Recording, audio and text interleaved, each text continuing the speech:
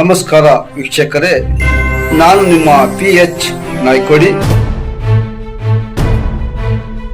ಇಲಿಗಳು ತಿಂದು ಹಾಳು ಮಾಡಿದ ಔಷಧಿ ಕಿಟಗಳನ್ನು ಸರಬರಾಜು ಮಾಡಿದ ಕಲಬುರ್ಗಿಯ ಉತ್ತರ ಮತಕ್ಷೇತ್ರದ ಶಿಶು ಅಭಿವೃದ್ಧಿ ಇಲಾಖೆ.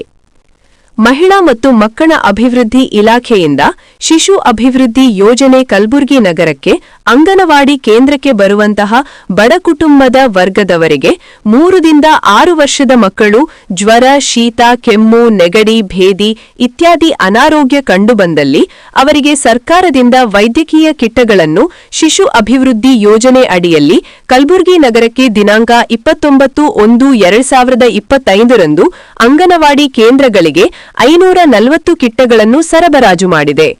ಸರಬರಾಜು ಆಗಿರುವಂತಹ ಔಷಧಿ ಕಿಟ್ಗಳನ್ನು ಶಿಶು ಅಭಿವೃದ್ಧಿ ಯೋಜನಾಧಿಕಾರಿಗಳು ಕಲಬುರ್ಗಿಯಿಂದ ನಗರದ ಶ್ರೀ ಶ್ರೀನಿವಾಸ್ ರವರು ಸೂಕ್ಷ್ಮ ಸ್ಥಳದಲ್ಲಿ ರಫ್ತು ಮಾಡಿಕೊಳ್ಳದೆ ಕೆಟ್ಟ ಸ್ಥಿತಿಯಲ್ಲಿರುವಂತಹ ಗೋಡೌನ್ನಲ್ಲಿ ಸುಮಾರು ದಿನಗಳಿಂದ ಇಟ್ಟು ಎಲ್ಲ ಔಷಧಿಗಳಿಗೆ ಇಲಿಗಳು ತಿಂದು ಹಾಳು ಮಾಡಿರುವಂತಹ ಔಷಧಗಳನ್ನು ಅಂಗನವಾಡಿ ಕೇಂದ್ರಗಳಿಗೆ ಸರಬರಾಜು ಮಾಡಿರುತ್ತಾರೆ.